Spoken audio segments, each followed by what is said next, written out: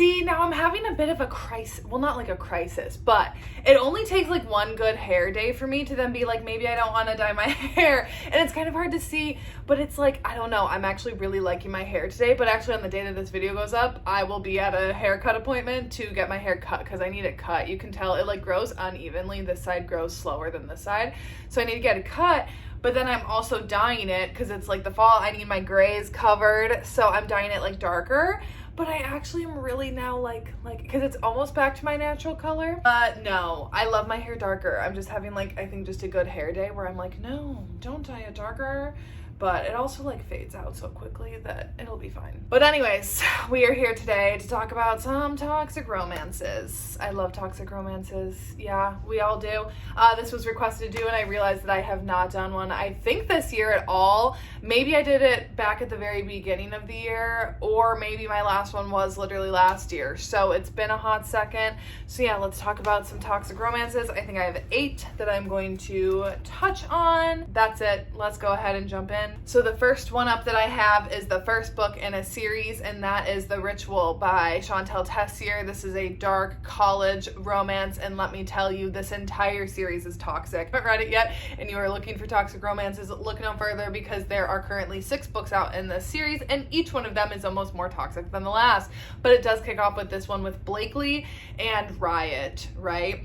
And so basically there is this secret society. It's like a contemporary romance, but there is this secret society where basically it's lords and ladies, and the lords rule over everything. And in order to become a lord, you have to kind of like be born into the world, but you do have to be initiated as well. And that happens when you are at Barrington University, where a lot of the lords and ladies are sent, and there you go through an initiation process for 3 years. And during those 3 years, the lords must remain celibate. And then at the 4th year, they are given a lady if they are accepted in. And oftentimes the ladies are like daughters in this world and in this society. And Blakely, of course, is the daughter in a society, and Riot is the son of, I don't remember like if his family has any standing or anything, but regardless, they are both at Barrington University and both a part of this secret society. Blakely is actually, she is dating another lord, or like lord potential guy, and she wants to be his lady, but Riot puts his eyes on her and he ends up wanting her for himself. And if there's anything about Riot, he's gonna get what he wants. These two,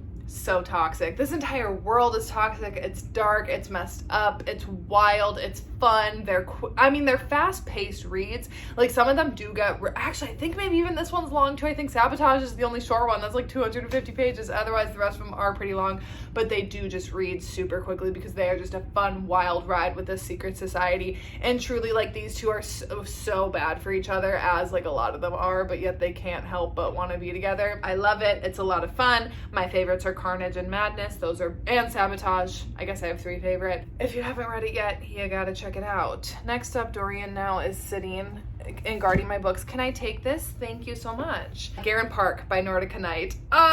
This was my favorite book that I read last year. I've talked about it a lot, but I have to include it in toxic romances because Devin and Maddox are almost the definition of toxic, like textbook type definition. So this one is an enemies to lovers, hate with benefits kind of sports romance. They are both motocross racers, and basically they both grew up in this trailer park, and they were born to hate each other. Like their dads basically pitted their sons against each other in the sport because both of them selfishly wanted their prize money. Also, is there like a fighter jet going by? What is that about? Devin and Maddox were just like basically bred to hate each other, and they always have, but now as adults they still are living in this trailer park, and they still hate each other. They beat each other up. You know, it's not healthy. But then one night Devin ends up showing up to Maddox's trailer brutally beaten and stabbed and like needing a refuge as his dad had attacked him, and Maddox is like, hey, I hate you, but like, yeah, come inside, and like, I'm gonna make sure that you don't die tonight.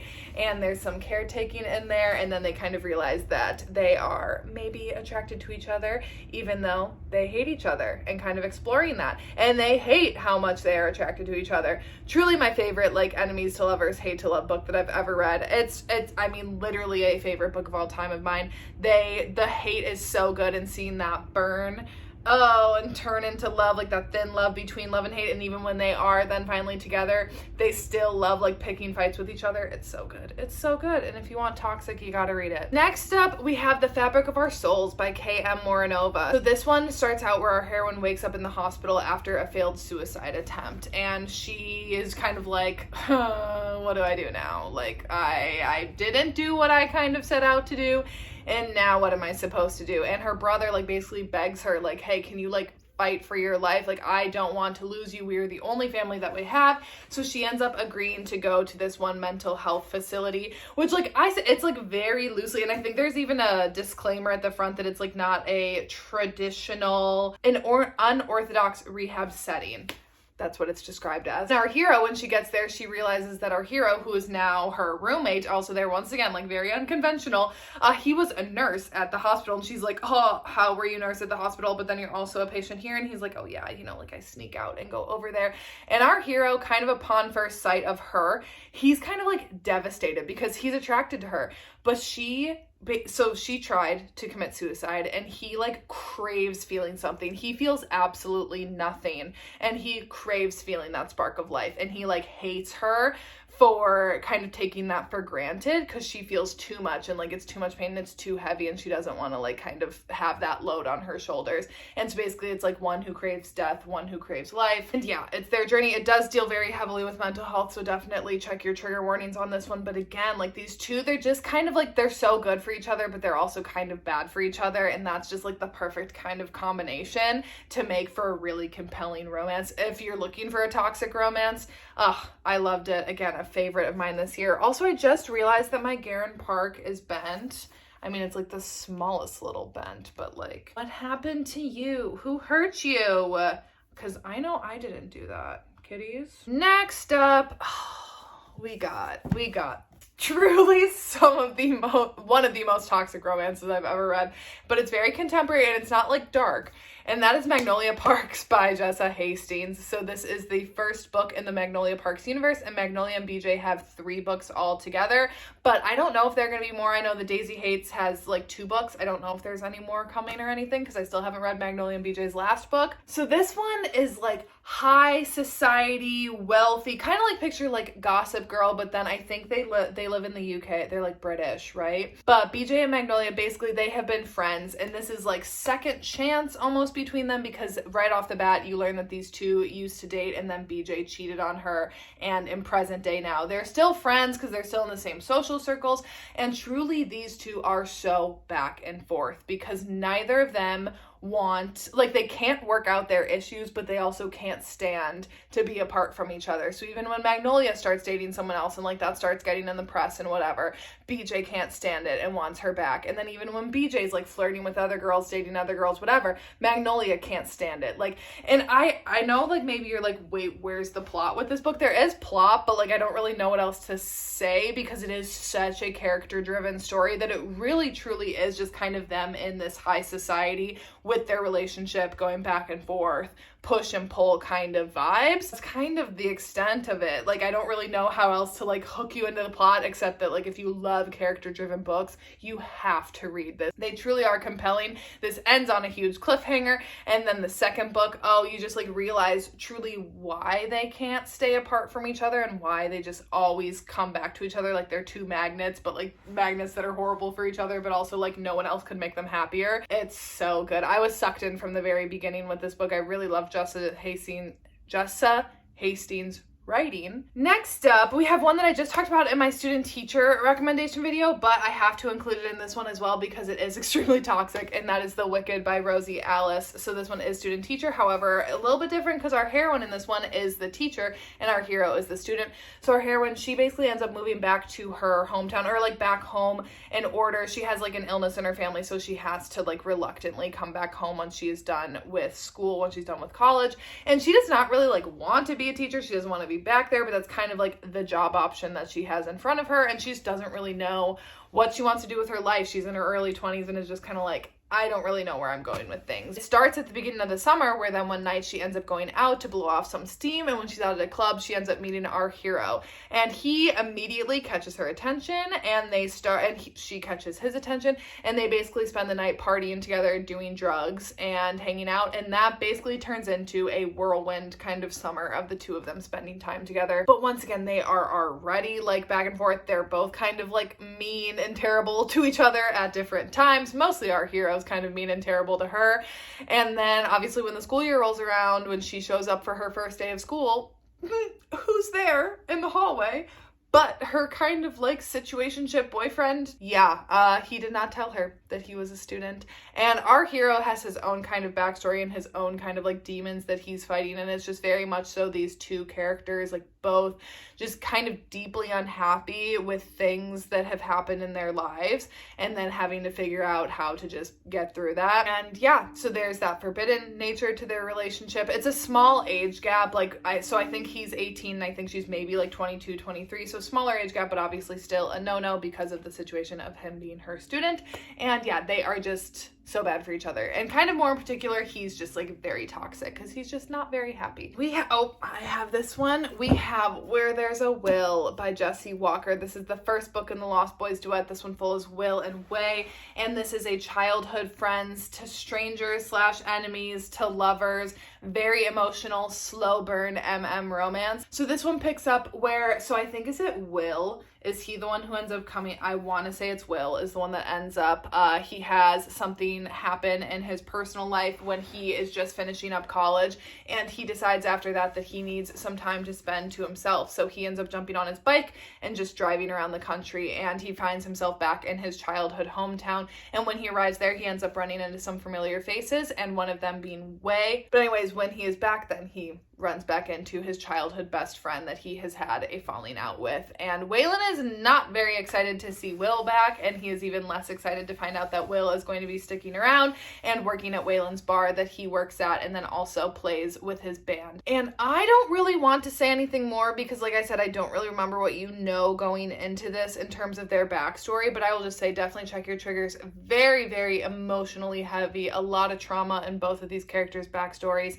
And again, this is a situation of there's a lot of anger, there's a lot of resentment, there's a lot of internalized things between these two characters, and just seeing them want to fight to get to a better place, but both kind of not necessarily knowing how to go about that. And again, the push and pull, the mean things that they kind of throw back and forth at each other. It's so good. This is one of my top books that I read last year, but like I said, a very heavy book. This was one of those books where I was reading it and I physically felt the pain in my chest alongside the characters. That is what I love, and I felt it with these two. Next up then, I have Black Knight by Rena Kent. So this is the 4th book in the Royal Elite series. However, it is a standalone, so you could just jump ahead and read this one. And this one follows Kimberly and Xander, and it is again a childhood friends to enemies to lovers romance. And let me tell you, Xander, he is the problem in this one. He is truly the problem. Kimberly, I would protect her at all costs because he's just, I love him, don't get me wrong, but he's definitely the toxic one in this one. Basically, the Royal Elites University is this university where all of these wealthy, important families over in the, is it in the UK? Why can I never remember where any of these books take place? Somewhere over in Europe. I want to say the UK. And basically they all send their kids to this prep school. And Xander and Kimberly, they are both from families and they are actually neighbors next door. So they grew up next door to each other and they were besties. They were best friends until one day Xander basically said, "Fuck you, Kimberly," and she has no idea why, and she has been very hurt by that over the years. And then now in high school, as she's starting to kind of get some attention from some guys, Xander basically swoops in and keeps messing that all up from her, bullying her, just putting her down, and she's genuinely, what is your problem with me? And then you do eventually find out what his problem with her is. But it is toxic because, like I said, he's not very nice to her. He's not. Xander, I will never forgive you for some of the things that you did to Kimberly, except, I'm just glad that we got Cecily out of the two of them. But yeah, definitely very toxic, one of Rena Kent's most toxic ones. Why are you hiding? He's just giving my back kisses, and I keep on trying to scoot. What are you doing? Oh, you plopping. You want pets.